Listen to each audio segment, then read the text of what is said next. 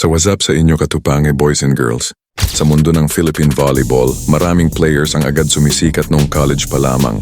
Pero may ilan ding tahimik lang sa umpisa hanggang sa bigla na lamang silang sumabog at patunayang kaya nilang makipagsabayan sa pinakamagagaling sa professional league. Isa na rito si Erica Santos. Mula sa pagiging underrated player noong college hanggang sa pagiging isa sa pinaka-dangerous opposite spiker sa PVL, talagang kahanga-hanga ang naging journey niya. Pero alam mo ba na dumaan muna siya sa matinding competition bago tuluyang makilala? Kaya naman sa video na ito ay pag-uusapan natin ang volleyball career ng nag-iisang Erica Santos.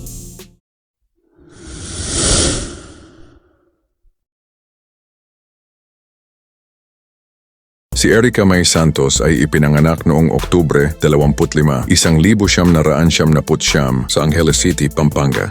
Bata pa lamang siya ay sporty na talaga at mahilig sa physical activities. Habang lumalaki, unti-unti niyang nadiskubre ang volleyball at dito nagsimulang mabuo ang kanyang pangarap bilang atleta. Hindi man siya agad naging sikat noong kabataan niya, makikita na noon pa lamang ang kanyang potensyal. Kilala si Erica bilang masipag mag-training at hindi madaling sumuko kahit mahirap ang competition. Bukod sa athleticism, isa rin sa naging advantage niya ay ang kanyang lakas at explosiveness bilang hitter. Dahil dito, maaga siyang nahasa bilang isang opposite spiker.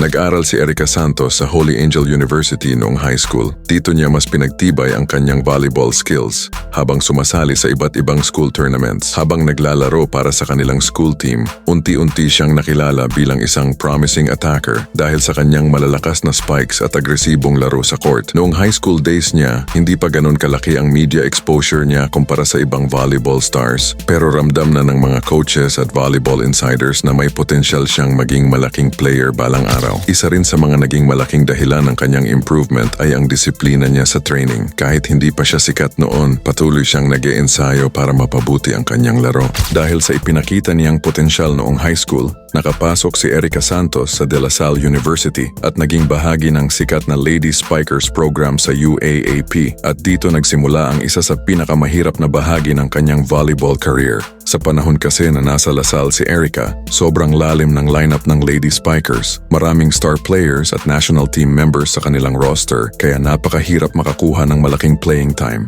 Kabilang sa mga naging kasabayan niya noon ay ilan sa pinakamalalakas na players ng La Salle era. Dahil dito, madalas ay reserve player lamang siya at limitado ang kanyang exposure sa court. Pero kahit ganoon ang sitwasyon, hindi siya sumuko. Sa halip na mawalan ng gana, ginamit niya ito bilang motivation para mas lalo pang mag-improve. Habang nasa bench, patuloy siyang natututo sa sistema ng La Salle at sa experience ng kanyang mga teammates. Bagamat hindi man siya ang pangunahing star ng team noong panahong iyon, malaking bagay pa rin para kay Erica ang maging bahagi ng championship culture ng La Salle. Dito niya natutunan kung paano maging mentally tough at kung paano maglaro sa matinding pressure. At ayon sa ilang volleyball fans, malaking factor ang pagiging bahagi niya sa La Salle system kung bakit naging mas mature at disciplined player siya pagdating sa professional league. Isa sa mga dahilan kung bakit inspiring ang story ni Erica Santos ay dahil hindi naging madali ang kanyang college career. Habang maraming players ang agad sumisikat sa UAAP, si Erica ay halos hindi napapansin noon dahil sa dami ng star players sa La Salle lineup.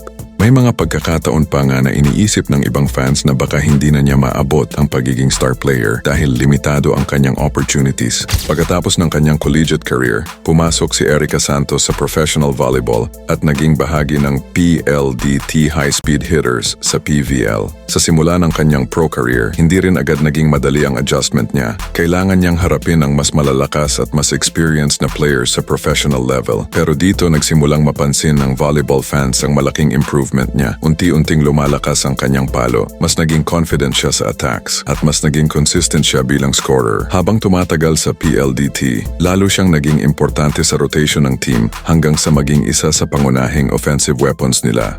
Isa sa pinakamalaking turning point ng career ni Erica Santos ay nang magsimula siyang magkaroon ng breakout performances sa PVL. Sa ilang conferences, nagpakita siya ng sunod-sunod na malalakas na laro laban sa top teams ng liga. Dito nagsimulang mapansin ng fans na ibang klase na ang improvement niya kumpara noong college. Marami ang nagsasabing isa si Erica sa most improved players ng kanyang generation dahil sa laki ng inangat ng kanyang laro. Mula UAAP hanggang PVL, mula sa pagiging tahimik na reserve player noon, naging isa siyang isang reliable scorer at clutch player sa professional volleyball. Noong 2025, isang malaking balita sa PVL ang paglipat ni Erica Santos sa Signal HD Spikers matapos ang ilang seasons sa PLDT. Maraming fans ang naniwalang bagay na bagay siya sa sistema ng Signal dahil mas mabibigyan siya ng pagkakataong maging pangunahing scorer. At tama nga ang naging hula ng marami. Pagdating niya sa Signal, mas lalo pang nag-level up ang kanyang laro. Mas naging explosive siya sa opensa at naging isa sa pinaka-importanting players ng team. Isa sa pinakamalaking achievement ni Erica Santos ay nang manalo siya bilang MVP ng PVL On Tour noong 2025. Para sa maraming volleyball fans, ito ang isa sa pinakamagandang redemption stories sa PVL. Isipin mo yon, mula sa player na bihirang mapansin nung college, naging conference MVP siya sa professional league. Dito niya tuluyang pinatunayan na kaya niyang maging isa sa elite opposite spikers sa bansa. Sa naturang conference, naging consistent scorer siya ng Signal at madalas siyang sumasalba sa team sa mahihirap na sitwasyon. Kilala si Erica Santos bilang isang aggressive opposite spiker. Isa sa kanyang pinakamalaking strengths ay ang kanyang powerful spikes at mabilis na attack approach. Bukod dito, malaki rin ang in-improve ng kanyang blocking at floor defense habang tumatagal sa professional volleyball. Napapansin din ng fans ang kanyang fighting spirit dahil kahit mahirap ang sitwasyon sa laro, patuloy siyang lumalaban at naghahanap ng paraan para makatulong sa team. Ang kwento ni Erica Santos ay patunay na hindi kailangang maging instant superstar para magtagumpay. Minsan,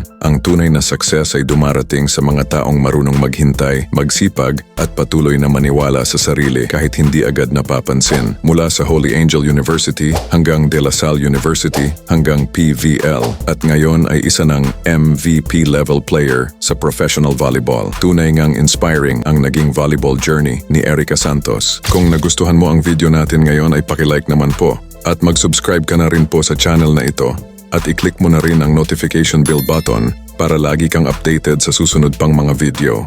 Maraming salamat po.